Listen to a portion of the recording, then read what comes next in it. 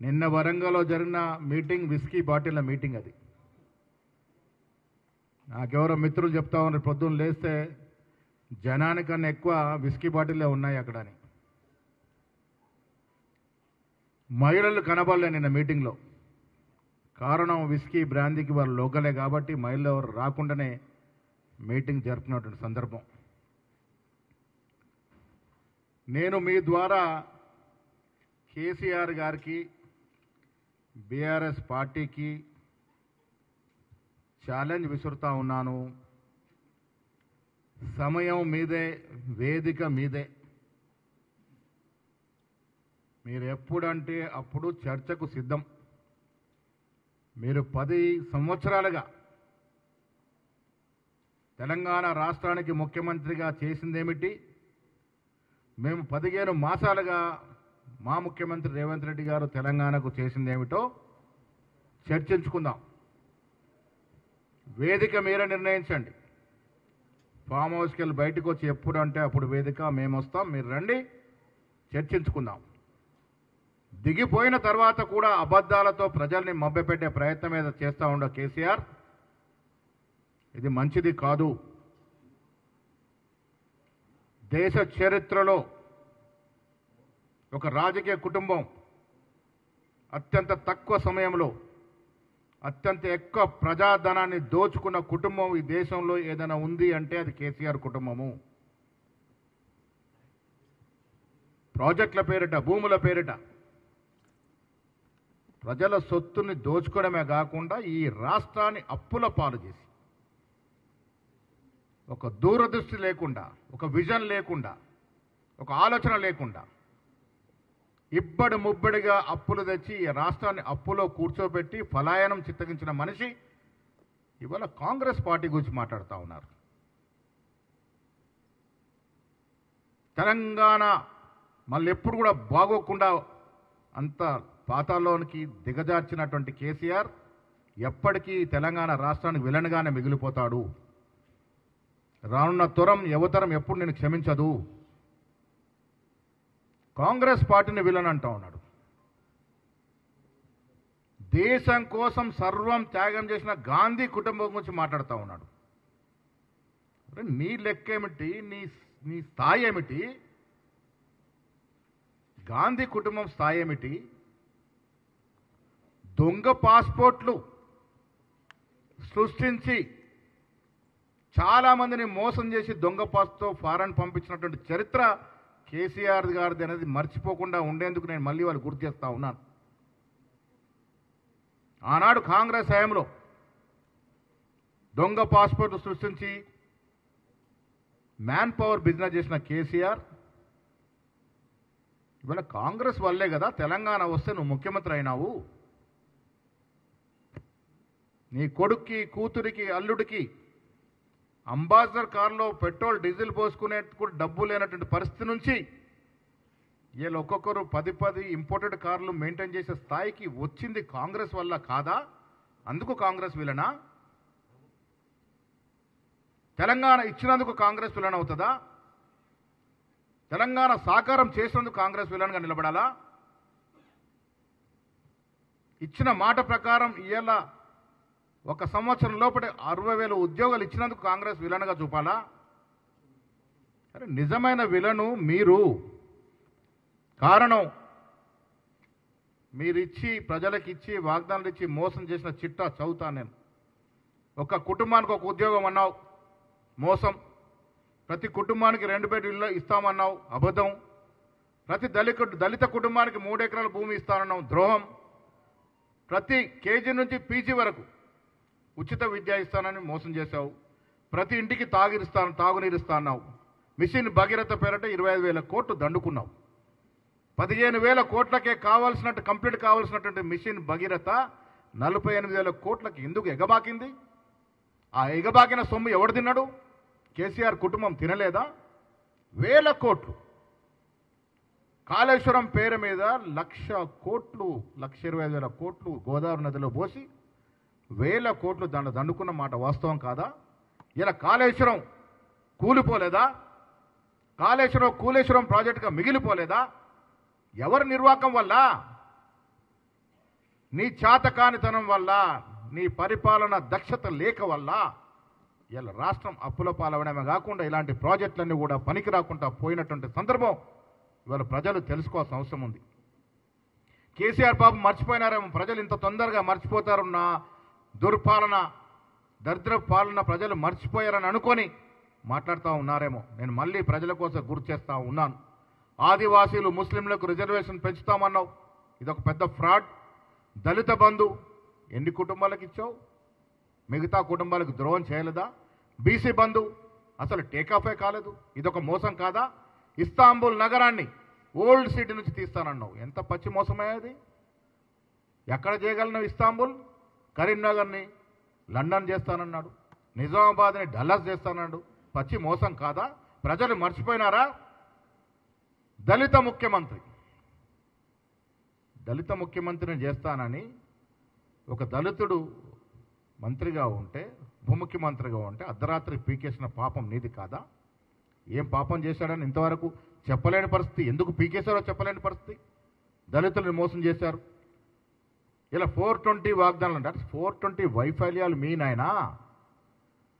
చెబుతూ పోతే 420 వైఫల్యాలు ఎన్ని చేశారో ఈ చిట్టా ఇప్పితే అర్థమవుతుందనే మాట కూడా తొందరగా మనవి చేస్తా ఉన్నాను.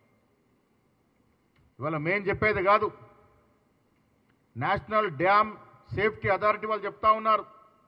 కాళేశ్వరం ప్రాజెక్ట్ అనేది ఒక ఫ్రాడ్ ప్రాజెక్టు, పూర్తిగా విఫలమైన ప్రాజెక్టు, కేవలం డబ్బుల కోసం, కమిషన్ల కోసం ఈ ప్రాజెక్టు కట్టారు అని వాళ్ళు అధికారికంగా చెబుతున్నటువంటి సందర్భం. ఇది మోసం కాదా? ఇది నీ కుటుంబం కోసం ఉపయోగపడలేదా? ఒక ఎకరాకి నీరు రావాలంటే 60,000 కోట్ల కరెంటు బిల్లు అవుతే ఎవడబ్బ సొమ్ము అమ్మి కడతారు? అది ఈ ఆలోచన లేకుండా ఎందుకు కట్టారు? మీ కుటుంబం బాగు కోసం కాదా? ఇవాళ రకరకాలుగా రాష్ట్ర ప్రజల్ని, ముఖ్యంగా బీసీల్ని, దళితుల్ని రకరకాలుగా మోసం చేసినటువంటి చరిత్ర కేసీఆర్ది, కేసీఆర్ కుటుంబాంది. తెలంగాణ ఎవరు పోరాడితే వచ్చింది? ఉద్యమకారులు ఎంతమంది అసలు బాస్ తెలంగాణ వచ్చింది? ఎంతమంది అమరవీరుల కుటుంబాలు మీరు ఆదుకున్నారు? ఒక్కొడికను ఉద్యోగం ఇచ్చినారా? ప్రభుత్వం రాగానే మీకు ముఖ్యమంత్రి పదవి, మీ కొడుకు మంత్రి పదవి, మీ కూతురికి ఎంపీ పదవి, మీ మేనల్లుడికి మంత్రి పదవి, మీ తోరళ్ళు కొడుకు ఎంపీ పదవి, మీ కూతురు ఎంపీ ఓడిపోతే ఎమ్మెల్సీ పదవి, ఇవి ఇవ్వచ్చు. కానీ తెలంగాణ కోసం ప్రాణాలు ఇచ్చినట్టు కుటుంబంలో ఎవరికి కూడా ఉద్యోగం, ఒక మంత్రి పదవి, ఒక ఎమ్మెల్యే పదవి, ఒక ఎమ్మెల్సీ పదవి ఇచ్చిన పాపన పోయినావా? గజ్జ కట్టిన గద్దర్ని ఏ రకంగా అవమానించినావు? అలాంటి కళాకారులు ఎంతమందిని అవమానించినావు? తెలంగాణ జాతీయం గీత పాడినటువంటి మహాకవిని ఏ రకంగా అవమానించినావు? ఆ తప్పులు మేము సరిదిద్దాం. ఇలా గద్దర్ పేరిట అవార్డు ఇస్తూ ఉన్నాం. మహాకవి రాసిన పాటని తెలంగాణ రాష్ట్ర గేయంగా చెప్పగలిగినాం. మీకు మాకు పొంతనెక్కడయ్యా? తెలంగాణని అన్ని రకాలుగా నాశనం పట్టించి ఇవాళ తెలంగాణ గురించి మాట్లాడుతూ ఉన్నాడు. టీఆర్ఎస్ పార్టీని బీఆర్ఎస్గా మాట్లాడు. తెలంగాణ పదాన్ని తీసేసినటువంటి గనుడు ఇలా జన్మభూమి గుర్తొచ్చిందట ఆయనకి. జన్మభూమి మీద ప్రేమ ఉన్నాడు, తెలంగాణ రాష్ట్ర సమితిని పీకేసి ఎవరన్నా భారత రాష్ట్ర సమితి పెట్టుకుంటాడా? ఇలా జన్మభూమి ఎట్లా గుర్తొచ్చింది? మీలాంటి మిత్రులు ఫోన్లో కూడా మాట్లాడుకున్న స్వేచ్ఛ లేదు ఆ రోజు. మా ఫోన్లోనే ట్యాపింగ్లో ఉన్నాయి. ట్యాపింగ్ మహాగణుడు ప్రభాకర్ రావు అమెరికాలో ఉంటే దాని గురించి మాట్లాడలే. వరంగల్లో చేసిన మోసాల గురించి ఎక్కడ మాట్లాడలే. ఎన్ని మోసాలు చేశారో చెప్పలే. జనం ముందుకొచ్చి కళ్ళబుబురి కబుర్లు చెప్పినాడు. 2 BHK 2 బెడ్రూమ్ల స్కీమ్ ఎంత గరాణా మోసమో తెలంగాణ ప్రజలకు తెలియదా? ఎన్ని బెడ్రూమ్లు కట్టించినావు నువ్వు? ఇలా కళ మేము సాకారం చేస్తూ ఉన్నాం. ఇందిరమ్మ ఇల్లు మొదటి సంవత్సరంలో 4.5 లక్షల ఇల్లు ఇస్తూ ఉన్నాం. ఇది మా ఘనత. నీ మోసాన్ని, మీరు ప్రజలకు ఇచ్చిన వాగ్దానాన్ని మోసం చేస్తే మేము దాన్ని ఎలా పూరిస్తున్నటువంటి సందర్భం. 10 సంవత్సరాల్లో నువ్వు ఇచ్చిన రుణమాఫీ ఎంత? లక్ష చొప్పున నువ్వు 30,000 కోట్లు దాటలే. రా, చర్చకు సిద్ధం. మేము 15 మాసాల్లో ఎంత రుణమాఫీ చేశామో, 15 మాసాల్లో 21,000 కోట్లు ఇస్తే నువ్వు 10 సంవత్సరాల్లో 30,000 కోట్లు దాటలేని రుణమాఫీ. నువ్వు ఇలా రుణమాఫీ గురించి మాట్లాడుతూ ఉన్నావు. తెలంగాణ వచ్చింది నియామక కోసం. ఎన్ని నియామకాలు చేశారు మీరు? సోయి లేదా అప్పుడు? ఉద్యోగాలు ఇవ్వాలి, ఉద్యోగాల కోసం తెలంగాణ తెచ్చుకున్న సోయి ఎందుకు లేకుండా పోయింది? కుర్చీ ఎక్కగానే ఈ వర్గాలన్నీ మర్చిపోయిన మాట సందర్భం వాస్తవం కాదా? కుర్చీ ఎక్కే ముందు నువ్వు మాట్లాడిన మాటలన్నీ దళితుల గురించి మాట్లాడినావు, బీసీల గురించి మాట్లాడినావు, లంబాల గురించి మాట్లాడినావు, ముస్లిం గురించి మాట్లాడినావు. కుర్చీ ఎక్కినాక ఎప్పుడన్నా వాటి గురించి ఆలోచించినవా? ఇది దగా కాదా, మోసం కాదా? నువ్వు రాష్ట్ర ప్రజలకి మోసం చేసి ఇలా కాంగ్రెస్ పార్టీ గురించి మాట్లాడుతూ ఉన్నావు. ఒక్క మహిళల మీటింగ్కి రాలే. కారణం ఏంటి? సంతోషంగా ఉన్నారు కాంగ్రెస్ పార్టీతో. ఉచిత బస్సుని హవేళన చేస్తూ మాట్లాడినాడు. ఇలా ప్రజలు మహిళలు బస్సును వాడుకుంటా ఉన్నారు. ఓ బహత్తర స్కీమ్ లాగా ముందుకు పోతా ఉంది. 500 రూపాయలు సిలిండర్ మీద సబ్సిడీ ఇస్తూ ఉన్నాం. అవి తీసుకున్న మహిళ ఎవ్వరు కూడా నీ మీటింగ్కు రాలే. నీ మీటింగ్ వచ్చింది ఎవరయ్యా అంటే విస్కీ బ్రాండ్లకు ఆశపడి వచ్చినటువంటి జనాన్ని ఉద్దేశించి నువ్వు మాట్లాడతావు. నీ తప్పులు కప్పించుకొని లేని మాటలని వాస్తవాలని మాట్లాడి మమ్మల్ని ప్రజల్ని మభ్యపెట్టే ప్రయత్నం చేశావు. నీ హయాంలో విద్య వైద్యం అడుగంటిపోయినటువంటి వాస్తవం కాదా? కొన్ని ప్రైవేట్ ఆసుపత్రులకి నువ్వు వెసులుబాటిచ్చి వాళ్ళు పెరిగే విధంగా దోహదపడినటువంటి మాట వాస్తవం కాదా? కోవిడ్ సమయంలో హాస్పిటల్ దోచుకున్న తీరు తెలంగాణ ప్రజలు మర్చిపోలే. ప్రైమరీ హెల్త్ సెంటర్ నుంచి నిమ్స్ వరకు నువ్వు సంకనాకిపిస్తే మేము ఇలా దాన్ని ప్రక్షాళన చేసి బలోపేతం చేసినట్టు సందర్భం ప్రజలు గుర్తిస్తూ ఉన్నారు. విద్యను మొత్తం అడగంటించే పరిస్థితి తీసుకొచ్చినావు. యంగ్ ఇండియా స్కూల్ పేరిట ఇలా మేము విద్యని మళ్ళీ పూర్వ వైభవం తీసుకొచ్చే ప్రయత్నం చేస్తూ ఉన్నాం. ఇలా చెబుతూ పోతే నీ హయాంలో ఎవరు బాగుపడ్డారు? ఒక్కసారి చర్చకు సిద్ధమా?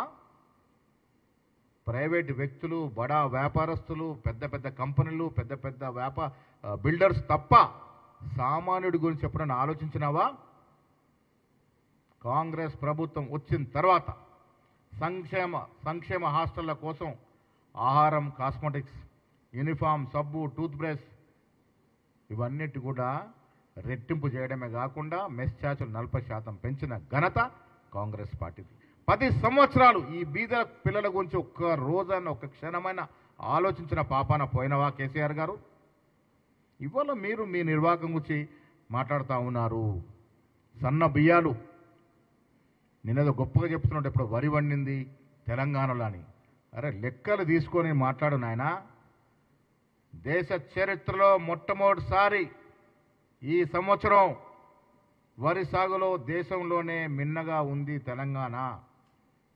దానికి కారణం 500 రూపాయలు బోనస్గా ఇచ్చి వరిని ప్రోత్సహిస్తే ఇలా వరి ఆ స్థాయికి చేరింది.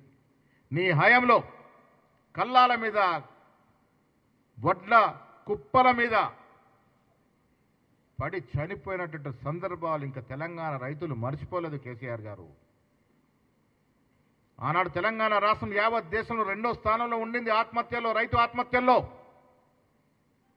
సగటున రోజుకి 2 రైతులు, 1 నిరుద్యోగి ఆత్మహత్య చేసుకున్నటువంటి ఘనత నీ హయాంలో తెలంగాణలో నడిచింది. 10 ఏళ్ళు నడిచింది. అది మర్చిపోయి మాట్లాడుతూ ఉన్నావు. ఇవాళ నీ కన్వాయిల మీద ఎన్ని కోట్లు ఖర్చు పెట్టినావు? నలుగురుండే ప్రగతి భవన్ కట్టుకుని ఎన్ని కోట్లు ప్రజాధనాన్ని దుర్వినియోగం చేశావు? నీ ఫామ్ హౌస్కు నీళ్లు మళ్లించుకొని, నీ ఫామ్ హౌస్కు రోడ్లు వేయించుకొని ఎంత ప్రజల యొక్క సొమ్ముని దుర్వినియోగం చేశావు? ఇది తెలంగాణ ప్రజలకు తెలవాలి. ప్రజలందరికీ తెలుసుకొని తెలవని ప్రజలు ఇలా తెలుసుకోవాల్సిన అవసరం ఉందనే మాట కూడా నేను సందర్భంగా మనవి చేస్తా ఉన్నాను. ప్రజల సొత్తుని, ప్రజల సొమ్ముని నీళ్ల కంటే కూడా అద్మానంగా వాడిన నువ్వు ఇలా తెలంగాణ గురించి మాట్లాడితే ప్రజలు సహించుకోరు. బీసీల గురించి మాట్లాడావు, ఎస్సీల గురించి మాట్లాడి ఏం నిర్వాహకం చేశావు? ఇలా కాంగ్రెస్ పార్టీ రాహుల్ గాంధీ ఆలోచన మేరకు ఈ రాష్ట్రంలో కుల సర్వే చేసి ఎవరు ఎంత జనాభా ఉందో చెప్పగలిగినటువంటి ధైర్యము సాహసము చేసింది కాంగ్రెస్ ప్రభుత్వం, రాష్ట్ర ముఖ్యమంత్రి రేవంత్ రెడ్డి గారు. నువ్వు డబ్బు వృధా చేసి సకల జనుల సర్వే చేసి దాన్ని మడతపెట్టి నువ్వు నీ కొడుకు జేబులో పెట్టుకున్నారు. ఎవడి కోసం చేశావు సర్వే? అది ఎవడి సొమ్ముతో చేశావు? ప్రజల సొమ్ముతో చేసి మడతపెట్టి నీ పాకెట్లో పెట్టుకున్నటువంటి నీ తీరు ప్రజలు గ్రహించలేదా? ఇవాళ కూలర్ సర్వే చేశాం, 42% రిజర్వేషన్ ఇచ్చాం. దాని గురించి మాట్లాడలేయాలని వరంగల్ సభలో ఆ ఊసే ఎత్తలే మీరు. దళిత కోట క్లాసిఫికేషన్, సబ్ క్లాసిఫికేషన్ ఎవరు చేశారు? సుప్రీంకోర్టులో జడ్జిమెంట్ వచ్చిన రోజే ప్రజలకు ఇచ్చిన వాగ్దానం, దాని తర్వాత ఇంప్లిమెంట్ చేసిన విధానం కాంగ్రెస్ పార్టీ నైజం అనే మాట కూడా ఈ సందర్భంగా మనవి చేస్తా ఉన్నాను. నిన్న మీటింగ్లో చూసాం, చిలక నీకు తోడు ఎవరనే మాదిరిగా పాపం కవిత, ప్రజల్లో బజగోవింద్ అనే మాదిరిగా హరీష్ రావు ఇద్దరు ముఖాలు వాడిపోయి ఉన్నారు. కారణం మీద అయ్యా కొడుకుల ఫోటోనే పెట్టుకున్నారు పాపం. వీళ్ళు ప్రజలు మర్చిపో, ఉద్యమకారులు మర్చిపో, కానీ కుటుంబంలో వీరిని కూడా గుర్తించలేని పరిస్థితి. నీకు వాళ్ళు కూడా సేవ చేశారు కదా. కేటీఆర్ కన్నా ముందు హరీష్ రావు నీతో ఉన్నాడు కదా. ఎవరి కోసం మీటింగ్ పెట్టారు? ఎవరి నిర్వాహకం కోసం? ఎవరి ప్రాబల్యం కోసం? ఇంకా కుటుంబ తపన తప్ప ప్రజల గోడు పట్టనే పట్టదు. ప్రజల గోడ పట్టే నాయకుడు అయితే ఫామ్ హౌస్ నుంచి బయటకు వచ్చి ప్రజల్ని ఎప్పుడన్నా మంచి చెర్లు అడిగిన పాపన పోతా ఉన్నాడా? ఇలా మేము ఫ్యూచర్ సిటీ కడితే నీ కడుపు మంట, RRR రింగ్ కడితే నీ కడుపు మంట. నువ్వు హరీష్ రావు కిషన్ రెడ్డితో మిలాఖతై వీడికి నిధులు ఆపుతారు. రాష్ట్ర ప్రజలకు తెలియంది కాదు చంద్రశేఖరరావు కిషన్ రెడ్డి మైత్రి, వారి దోస్తానా తెలియంది కాదు. ఇరువురు కలుసుకొని రాష్ట్రానికి రావాల్సిన ప్రాజెక్టులకు మొంటికాలు వేస్తూ ఉన్నారు. వీరు తెలంగాణ గురించి మాట్లాడుతూ ఉన్నారు, కాంగ్రెస్ పార్టీని విలన్ అంటూ ఉన్నారు. ఎక్కడ విలనో ఎవరు విలనో ప్రజలకు తెలియాల్సిన సమయం దగ్గరికి వచ్చిందనే మాట కూడా నేను ఈ సందర్భంగా మనవి చేస్తూ ఉన్నాను. మేము తెలంగాణ రైజింగ్, కేసీఆర్ గారు మీరు వినాల్సింది, తెలుసుకోవాల్సింది, 15 మాసాల క్రితం అధికారంలోకి వచ్చిన కాంగ్రెస్ పార్టీ ఇవాళ తెలంగాణ రైజింగ్, దళిత రైజింగ్, రైతు రైజింగ్, యువ రైజింగ్, బీసీ రైజింగ్, మహిళా రైజింగ్, హైదరాబాద్ రైజింగ్ కోసం పనిచేస్తున్నది. 10 సంవత్సరాల కుటుంబ రైజింగ్ ప్రోగ్రాం నుండి ఈ అన్ని విధాలుగా రైజింగ్ అవుతా ఉంది. నీ పాలనలో కేసీఆర్ రైజింగ్, కేటీఆర్ రైజింగ్, కవిత రైజింగ్, హరీష్ రావు రైజింగ్ తప్ప ఇంకెవడు రైజ్ కాలే. బీదవాడికి అవకాశమే రాలే. ఈ కుటుంబాలు రైజ్ అయ్యాయి కాబట్టి ఇవాళ ఒక్కొక్కడు 10 ఇంపోర్టెడ్ కార్లు, 4 ఫామ్ హౌజులు. జనవాడలో ఉన్న ఫామ్ హౌజులు ఎవరి అండి? నేను ప్రజలను అడుగుతా ఉన్నా, తెలుసుకోవాల్సిన అవసరం ఉన్నది. జనవాడ ఉన్న ఫామ్ హౌజులు ఎవరి? జనవాడలో ఉన్న అధిక భూములు ఎవరివి? ఒక్కసారి లెక్కలు తీసుకోవాల్సిన అవసరం ఉన్నది. మీ ఫామ్ హౌజుల కోసం జీవోలు మార్చినట్టు సందర్భం, మీ ఫామ్ హౌజుల కోసం నాలాలు మార్చినట్టు సందర్భం, మీ ఫామ్ హౌజుల కోసం రిజిస్ట్రేషన్ల కోసం అమాయకులను తన్నించి బయటకు పంపించినట్టు నైజం. ఇవన్నీ మర్చిపోయారనుకుని మీరు మాట్లాడుతూ ఉన్నారు. వరంగల్ సభ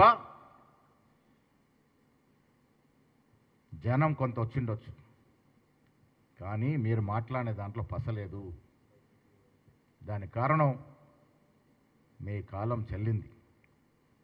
కేసీఆర్కి ఇంకా ఈ రాష్ట్రంలో ప్రజలు ఆదరిస్తారంటే అది కల్లా. మీకు పర్మనెంట్గా ఫామ్ హౌస్కే పరిమితం కావాలని వీళ్ళ ప్రజలు కోరుకుంటా ఉన్నారు. కారణం మీలాంటి వాళ్ళు మళ్ళీ వస్తే ఈ రాష్ట్రం దివాలా కాదు కదా, ఒక సొమాలియా లాగే మారిపోయే అవకాశం ఉంటుంది. ఆ రకంగా దోసుకున్నటువంటి కుటుంబం కేసీఆర్ కుటుంబం. ఒక రంగం కాదు, అన్ని రంగాల్లో ప్రజల సొత్తుని, ప్రభుత్వ సొత్తుని దోసుకున్నటువంటి కేసీఆర్ కుటుంబాన్ని మళ్ళీ ప్రజలు ఆదరిస్తారని మేము అనుకోవట్లేదు. ఆదరించే అవకాశం ఉండదు. నిన్న బీజేపీ పార్టీ గురించి ఒక్క ముక్క కూడా మాట్లాడలేని పరిస్థితి. కారణం వీళ్ళ దోస్తి. వాళ్ళకి కావాల్సింది ఇలా కాంగ్రెస్ పార్టీ ప్రజలతో చొచ్చుకపోతూ ఉంది. ముఖ్యమంత్రి మంత్రివర్గం పనులు చేస్తూ ఉన్నారు. ఏ రంగమన తీసుకోండి, ప్రజలకు జవాబుదారీగా పనులు జరుగుతూ ఉన్నాయి. కాబట్టి ఆపాలన్నప్పుడు బీజేపీ సహకారం కావాలి. లోపాయికార ఒప్పందం లాంటి ఈ నాయకులు గాంధీ కుటుంబం గురించి మాట్లాడడం ప్రజలు క్షమించరు అనే మాట చెప్తా ఉన్నాను. నెహ్రూ మొదలుకొని రాహుల్ గాంధీ వరకు అహర్నిశలు దేశం కోసం త్యాగం చేసిన కుటుంబం గురించి మాట్లాడే అర్హత ఈ దోపిడీ ముఠాకి ఎక్కడిది అని అడుగుతా ఉన్నాను.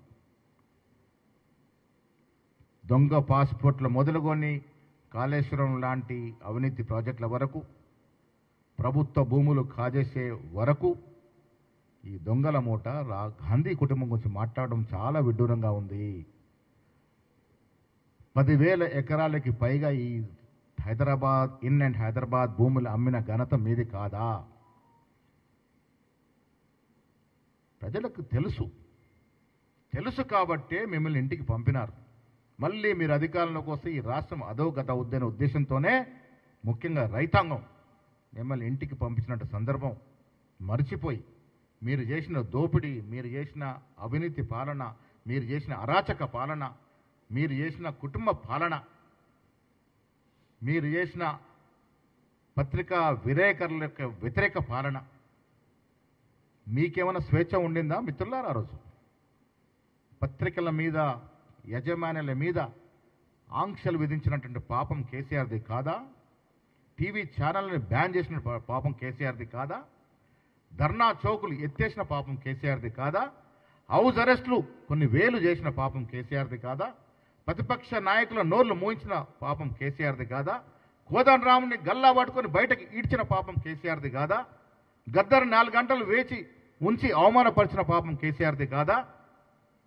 బీసీ ఎస్సీ బిడ్డలు ఇంటర్మీడియట్ ఎగ్జామ్ రాస్తే డబ్బుల కకృతిపడి గ్లోబరినా అనే సంస్థకి అప్పచెప్పి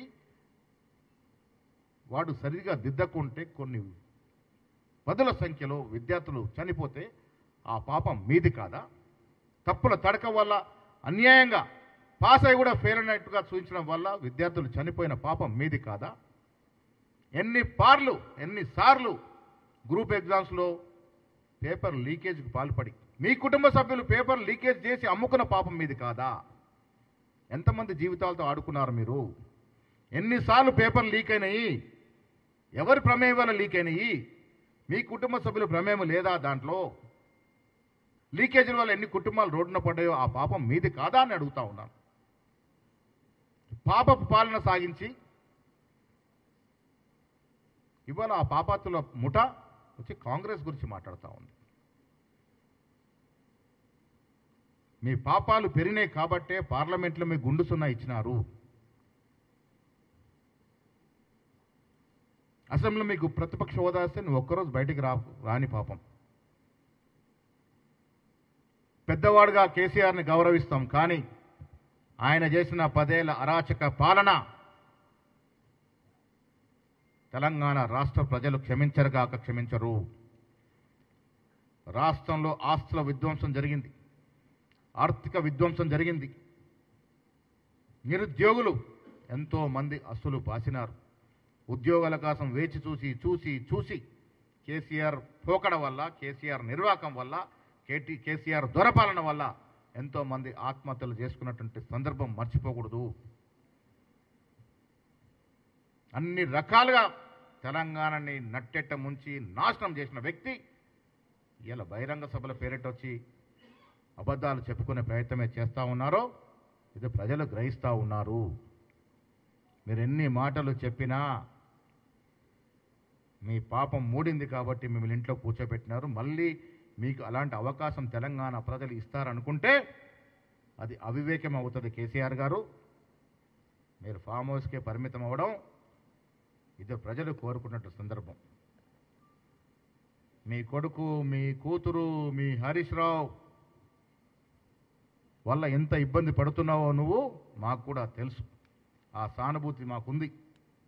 మీ ఇంట్లో జరుగుతున్న రాజకీయ చదరంగంలో నువ్వెంత బాధపడుతున్నావో మేము మీకు సానుభూతి వ్యక్తం చేస్తూ ఉన్నాం.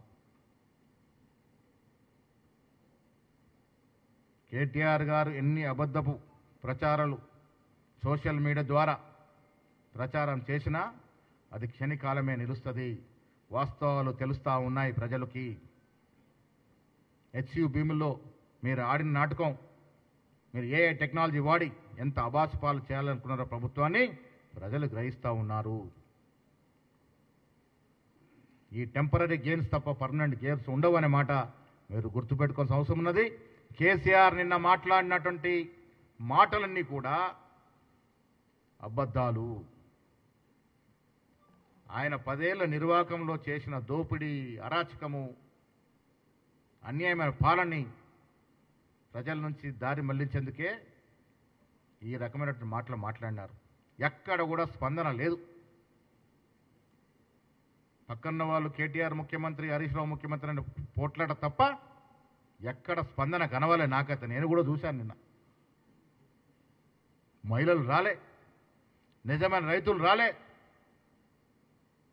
నానా ప్రయాసపడి చేసుకున్న మీటింగ్ ఒక ఫ్లాప్ మీటింగ్ గానే మిగిలింది, ఒక ఫ్లాప్ షోగానే మిగిలింది. ప్రజలకు ఒక సందేశం ఇవ్వలేకపోయినాడు.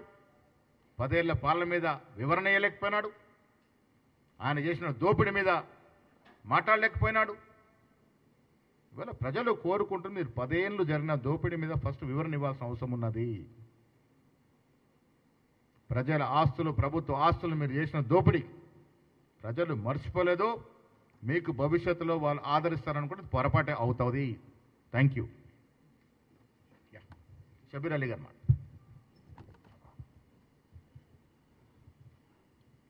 థ్యాంక్ యూ పిసిసి అధ్యక్షులు మహేష్ కుమార్ గౌడ్ గారికి మరియు print media and electronic media.